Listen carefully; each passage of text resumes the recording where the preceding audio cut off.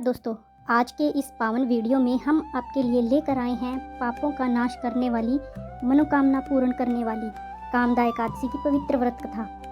एक समय की बात है, धर्मराज युधिष्ठिर ने भगवान श्री कृष्ण से विनम्र भाव से प्रश्न किया, हे केशव, चैत्र मास के शुक्ल पक्ष में आने वाली एकादशी का क्या महत्व है? कृपया करके मुझे बताएं।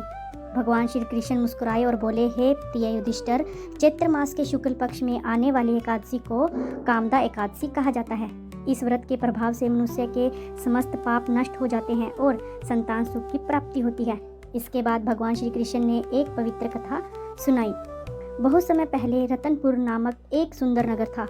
वहाँ गंधर्व और किन्नरों का राज्य था और उनके राजा का नाम था पुंडरीक।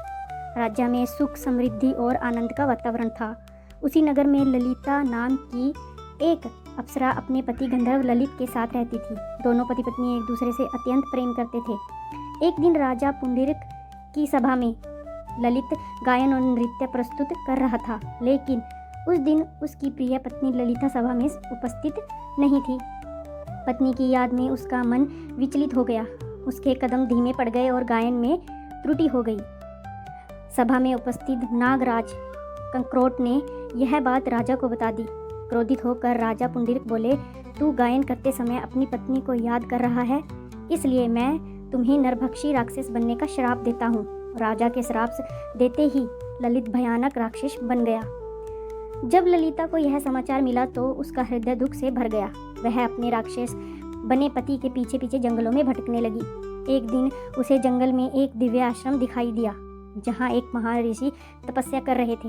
ललिता ने रोते हुए उनसे कहा, हे मुनिवर, मेरे पति श्राप के कारण राक्षस बन गए हैं, कृपया करके उनके उद्धार का उपाय बताइए।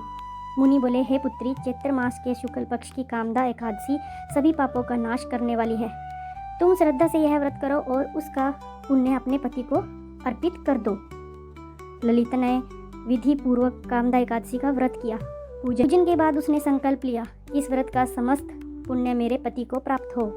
जैसे ही उसने यह संकल्प लिया, क्षण भर में ही उसके पति का श्राप समाप्त हो गया, राक्षस रूप समाप्त हो गया और ललित पुनः दिव्य गंधर्व बन गया। दोनों पति पत्नी पहले से भी अधिक सुंदर दिव्य रूप धारण कर स्वर्ग को प्राप्त हो गए। भगवान श्री कृष्ण ने कहा, यह एकादशी ब्रह्म हत्या जैसे महापापों का भी नाश करती है, संतान सुख प्रदान करती है, मनोकामनाएं पूरी करती है। इसकी कथा सुनने मात्र से वाजपेयी यज्ञ के समान पुण्य मिलता है। इसलिए श्रद्धा और विश्वास से इस व्रत का पालन अवश्य करें। जय श्री हरि, जय विष्णु। धन्यवाद।